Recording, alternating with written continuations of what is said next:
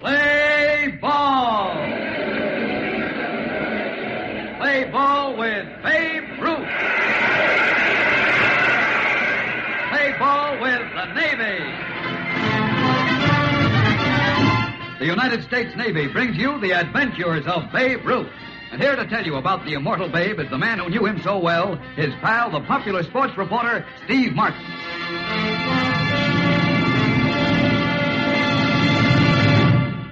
The big fellow liked a joke as well as anybody.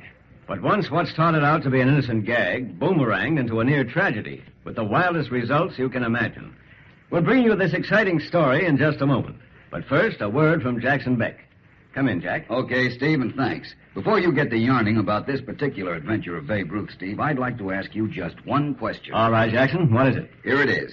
Why shouldn't a young fellow join the United States Naval Reserve? What a question, Jack. He should.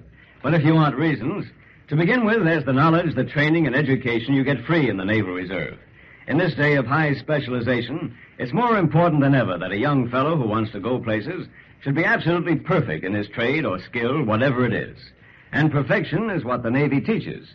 Teaches right there in that hometown peacetime volunteer organization, the United States Naval Reserve. When you join the Naval Reserve, you yourself choose which of the many naval skills you prefer to be trained in, and you go to work with other young fellows just as eager as you for the knowledge and that extra pay and all the other benefits of the Naval Reserve. For you see, Jack, Naval Reservists work with each other as a great peacetime hometown team.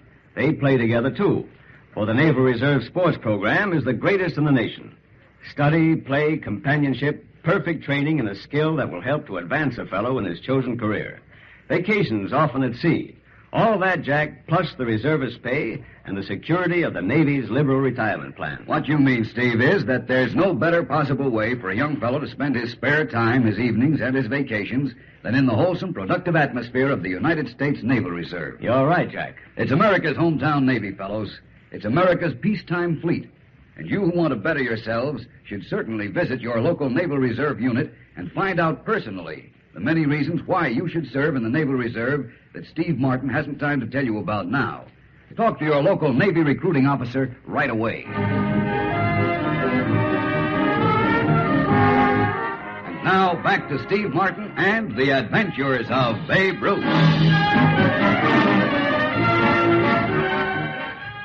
The Red Sox brought up a sensational rookie pitcher one year who promptly set out to burn up the league.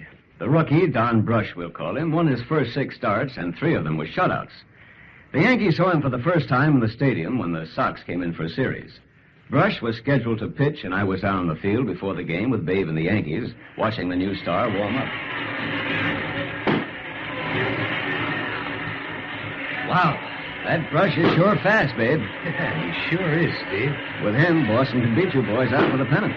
Yeah, if only I...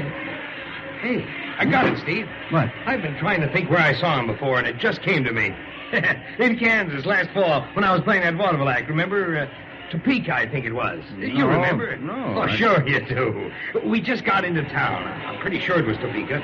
And here was this big parade, band and all, coming up the main drag. Remember now? Well, what have we here? Looks like the whole town is out to see you, Babe. Oh, well, let's start, Steve. You can't do that. Hey, take a gander at that drum major. Isn't he something? Look at him strut. Hey, he's liable to pop the buttons. Huh? Hey, Steve, look! He did it! No! He burst his button! He's losing his pen!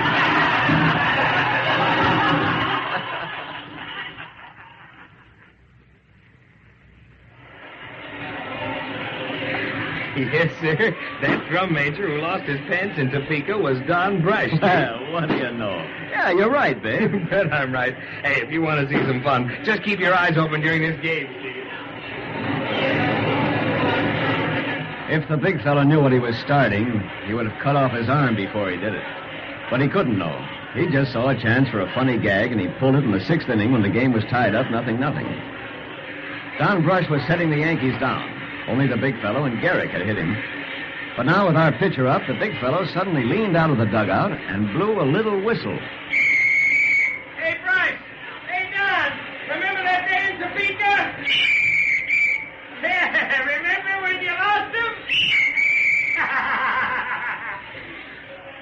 Don Brush on the mound turned red as a beet.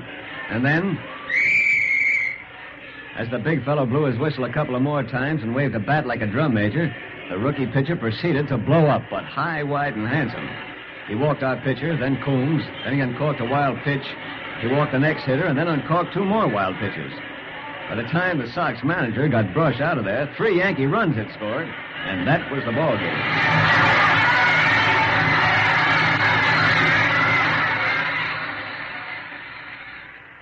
When the Red Sox finished their series in New York and moved on to Philadelphia, the Athletics were ready for Don Brush.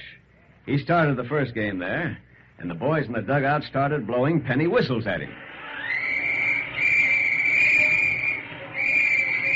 Hey, Don! Hey, Brush! Remember when you lost him? Pull up, Don! Pull up! Brush blew up the same way he had in New York. And then 4 days later in Washington, when Brush went to the hill again, not only the jockeys in the Senators' dugout had whistles ready, but the fans did, too.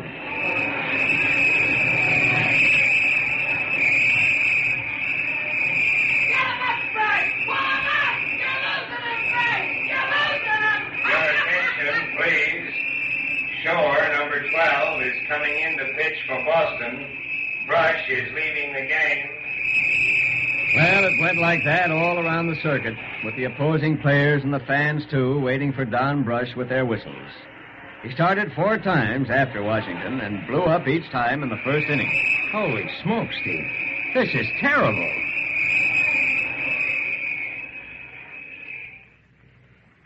It was when the Yanks came to Boston that a girl stopped the big fellow in the hotel lobby and pushed him into one of the little lounges. Well, Mr. Ruth, I hope you're proud of yourself. Huh? What do you mean, sister? Who are you? My name is Nora Brush. Mrs. Don Brush. Oh, well, look, Nora, Mrs. Brush. What did Don ever do to you? Oh, nothing. Then why did you have to ruin him? Break his heart and my heart and hurt our children? Oh, now, wait. Listen, Mrs. Brush. Don worked so long and so hard to get up to the big league. Then he was doing so well. They were going to tear up his contract and give him a new one, a big one. We were going to buy a house big enough for our 2 children. And then you had to spoil everything. Oh, well, listen, Nora, Mrs. Brush, I didn't mean to start anything like that. I'd cut off my arm first. I don't believe you. The great Babe Ruth, the hero of all the youngsters, hurting our youngsters, ruining their futures and their fathers. Oh, now, wait. It might be all right yet. I've been thinking... It's too late. Don has been waved out of the league. What? He's finished. And it's all your fault. Oh, Mrs. Brush, just a minute. Steve, come on. I got to see Miller Huggins. Now, let me get this straight, Babe. Are you actually asking me to claim Don Brush for the Yankees on waivers? That's right, Hug. You must be out of your mind. No, I'm not. Why, Brush hasn't finished a game since you called a turn on him in New York 6 weeks ago. Yeah, I know, and you but want me to claim him. I thought you had brains, Babe. Why'd be the biggest laughing stock in baseball? Well, listen a minute, will you, Hug? Don could be a great pitcher. He's got the stuff. Sure, he's also got rabbit ears and a hide like tissue paper. You saw what happened to him. I think I know a way to stop all that. Oh, impossible. The whole league's got his number now, and the fans, too. He hasn't got a prayer. He might have. Look, Hug, give me a chance to square this. Claim Don Brush, and if I can't cure him in the very first game he pitches, I'll pay the $7,500 waiver price back to the club. Are you serious, Babe? I'm dead serious. Will you do it for me, Hug? I think you're crazy, and you're throwing away $7,500, but... Well, okay, Babe. I thought the big fellow was crazy, too, but he wouldn't discuss it with me. The Yankees claimed Don Brush, and he joined the club in Detroit. And then Babe shocked manager Huggins again by asking him to start Brush right then and there. Now I know you're out of your mind, Babe. If Brush has any chance at all, which I doubt, it'll be in New York, where our own fans might go easy on him. These Detroit fans will murder him. Maybe, Hug. But if Don and I can lick his jinx where everybody's against him, he won't ever have any trouble again. Babe, you've got some cockeyed idea. Now, what is it? Well, it's a secret between me and Don. Look, Hug, pitch him tomorrow. And be sure to tell the reporters about it tonight. I want the fans to be ready for him. That left Hug speechless, and ditto me.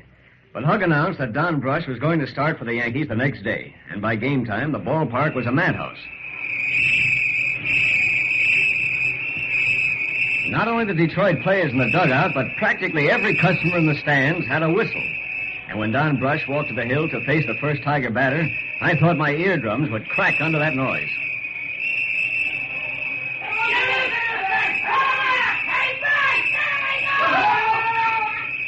I felt a little sick because this was going to be a massacre.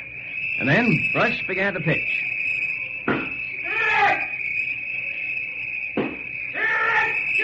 I didn't believe it, and neither did the crowd.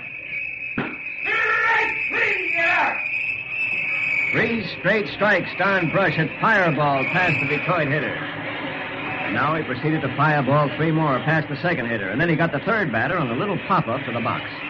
And taking his time, fogging him in there, he seemed as cool as a cucumber. He stayed that way, too, all through the game, shutting out Detroit with just 2 scratchy hits and beating them 5-0.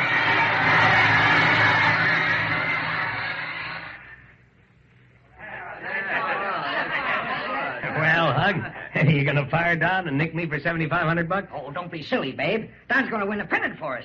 But tell me, man, how did you do it? Ask Don. Well, we did ask him, but he won't tell us. He told us to ask you, babe. Well, I'll tell you. McGraw once had a player on the Giants who had rabbit ears just like Don. Well, he heard everything the fans yelled at him, and he'd go nuts. McGraw finally worked out a dodge. He told me about it when we were on that exhibition tour in Europe. So I tried out the same dodge on Don, and it worked. What dodge? Yeah, what was it, babe? Yeah, we'll show you. Hey, Don, come here a minute. What is it, babe? Show these guys the gimmick. Okay, I got it right here in my hip pocket. Look, fellas. What the... That's cotton. Cotton batting. Uh-huh. You get it, boys?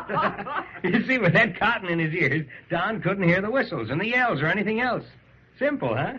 Well, I'll be... Oh, baby, you old son of a gun.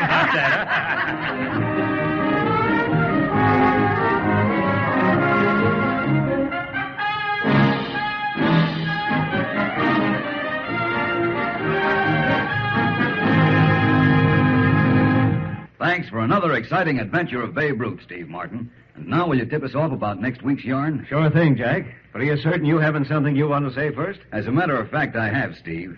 You young fellows who don't know what to do with your spare time and don't want to waste it, investigate the advantages of belonging to the United States Naval Reserve, won't you? And you veterans who want to keep your hand in your Navy skills, the Naval Reserve is the place for you, too.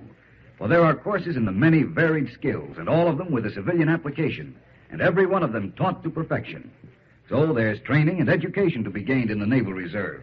There's good companionship to be found, and a profitable use for your spare time, plus reserve pay and the many benefits of the Navy's liberal retirement plan. Why don't you join your hometown peacetime Navy, the United States Naval Reserve, and become part of a solid community asset and a member of the greatest crew in the world? It's a very profitable way to spend your spare time. See the friendly officer in charge of your local U.S. Navy recruiting office right away about how you can serve in the Naval Reserve.